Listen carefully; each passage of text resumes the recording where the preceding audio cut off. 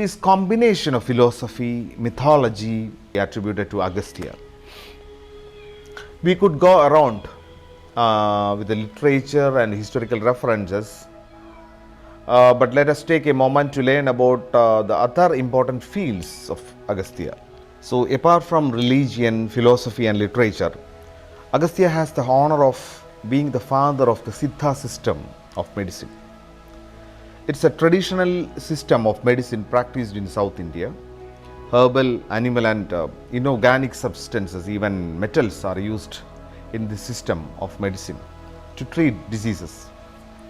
Ayurveda also claims that many of its medicine were created by Agastya himself.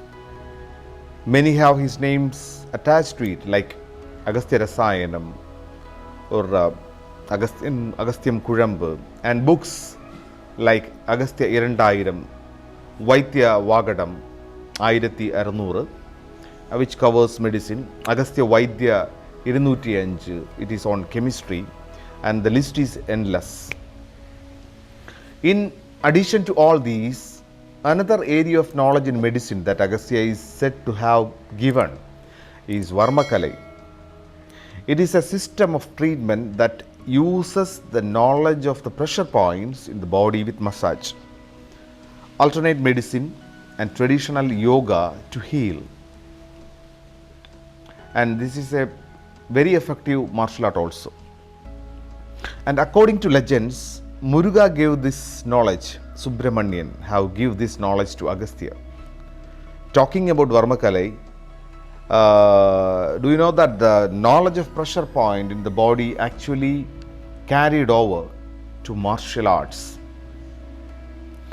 So, martial art, especially Kalaripayattu and southern martial arts, too has the signature of Agastya on it. The moment we talk about martial arts, the thought of Kung Fu, Karate, or more recently popular Tai Chi comes to our mind. But much older than all these martial art forms are the ones that were developed in India. And of course, they were developed by no other than sage Agastya himself. Two of the oldest continuously practiced martial art in India are Kalaripayattu and Silambatam or Silambam. And Silambam said to have originated through Agastya himself. This system of martial arts predominantly uses sticks. Historical references to this martial art go back to Sangam literature, and it is said to have been practiced since the 4th century. The name comes from the bamboo staff used by the martial artist. But this system of martial art also uses other weapons including knives, swords, whips. A lot of weapons are used in Silambatam. And this ancient system is again personal to me since I came from the tradition of Kalaripayattu myself. I am the 5th generation martial artist, and my great grandfather Krishna was an extraordinary exponent of Chundani Viral Vidya, that is again the Varmakalai itself.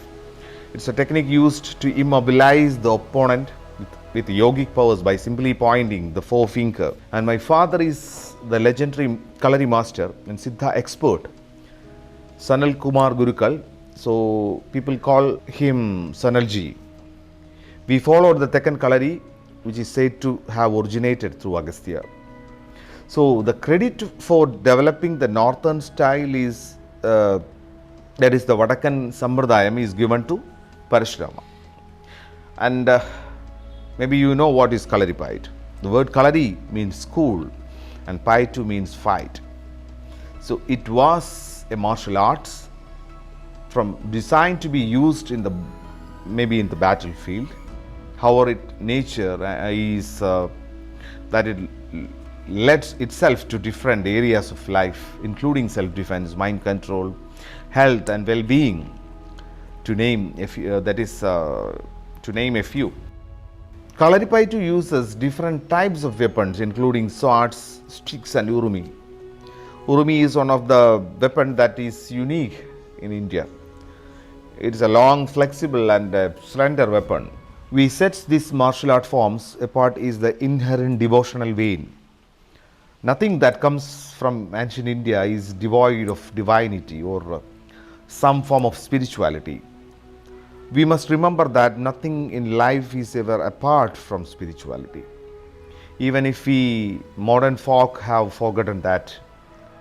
Another feature of the martial art that makes it very unique is that the students are trained to pinpoint the vital points in the body, and which is known as marmam points. And the ancient sage Sushruta had identified 107 vital points in the human body, and Agastya and 18 Siddhas says it is 108.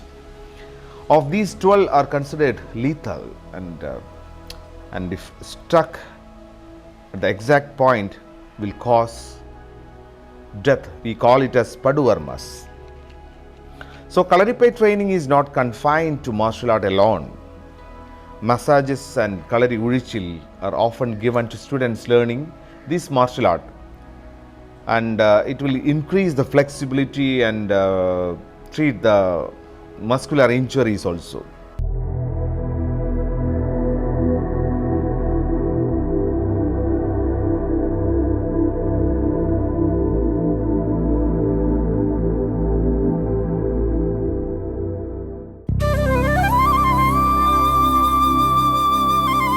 Agasthyam